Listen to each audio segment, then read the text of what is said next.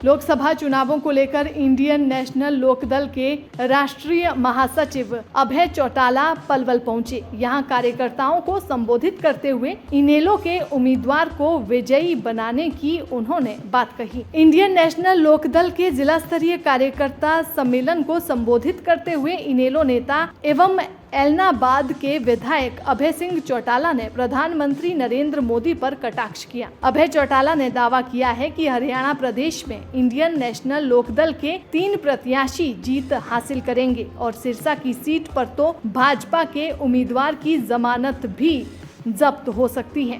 ये जो 10 पार्टी 10 जीतने की बात करते हैं, 3 सीटों पे आज की तारीख पे इंडियन नेशनल लोकदल पार्टी जीत रही है।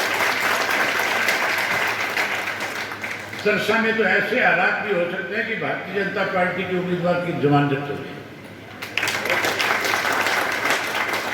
आज किसी गांव में जाकर के भाषण नहीं दे सकता, वोट नहीं मांग सकता। आप सोशल मीडिया पे सारा दिन देखते हो, सिरसा का उम्मीदवार जहां कहीं वोट मांगने जाता है, लोगों का विरोध का सामना करना पड़ता है। मेरे सामने जिसको खड़ा किया उसकी हालत उससे भी ज्यादा पतली है। इसलिए उसकी हालत ज्यादा पतली है। 2014 में कांग्रेस की टिकट पे चुनाव लड़ रहा था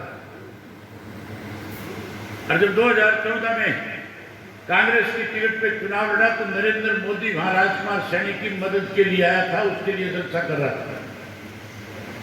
उस भाषण में अपने में जलसे के दौरान कहा कि मैंने तिजोरी के अंदर पैसे देखे, तिजोरी में गहना देखा है, सोना चांदी देखा है। एक तिजोरी ऐसी भी है इस देश के अंदर जिसके अंदर केवल 40,000 करोड़ का कोयला पड़ा है। उसका सीधा सीधा इशारा नवीन जिंदल की तरफ था कि कोयले का काम करता है, इसके पास कोयले की बहुत सारी खाद्यान्नें हैं। और अपने भाषण में कह रहा था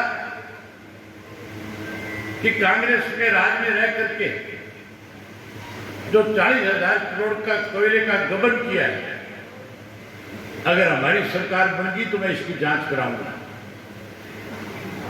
यह भी कहा था पाई पाई का हिसाब लूंगा, जेल की सलाखों के पीछे भेजने का काम करूंगा। राज बन गया। जो 40,000 करोड़ के कोयले का गबन करने वाला व्यक्ति था, उसके खिलाफ कार्रवाई करने की बजाय उससे चंदा ले लिया।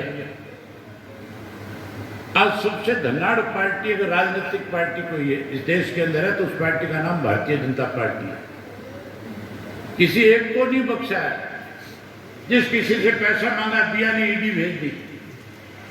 ईडी के माध्यम से डरा धमका करके पैसे लेने का काम किया। इससे बड़े धंधे के रूप में बड़ा पैसा ले लिया और फिर इसको इस बात की छूट दे दी कि तू जैसे मर्जी अपनी लूट मचा। अब जब चुनाव का समय आया, कुरुक्षेत्र में कोई टिकट लेने वाला नहीं था,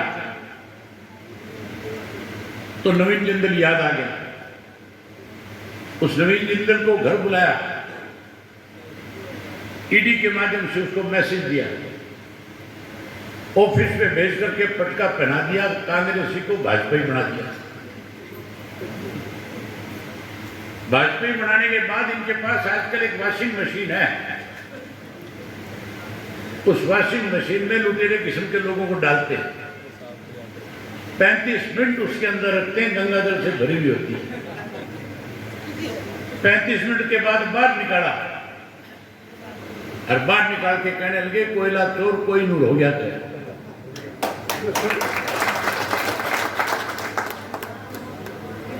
जिसको कोई नूर बना करके इन्होंने कुरुक्षेत्र की धरती पे भेजा है।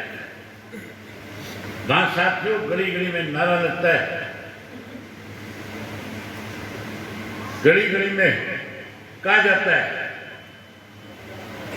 कि कोयले का चोर है नवीन जिंदल जो है।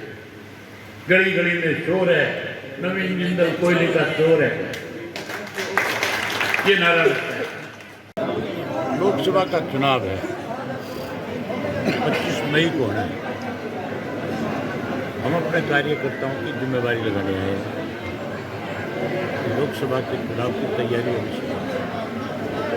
हालात अब की बार बहुत बदले हुए, तो 400 पार की बात कर रहे हैं। उनकी हालत बिगड़ी हुई है, वो 200 पार नहीं कर पाए। कांग्रेस अब तक उम्मीदवार तय नहीं कर, आपसी विवाद बहुत ज़्यादा है। लोगों की इच्छा है कि भाजपा को सत्ता से बाहर किया जाए, कांग्रेस को सत्ता से दूर रखा जाए।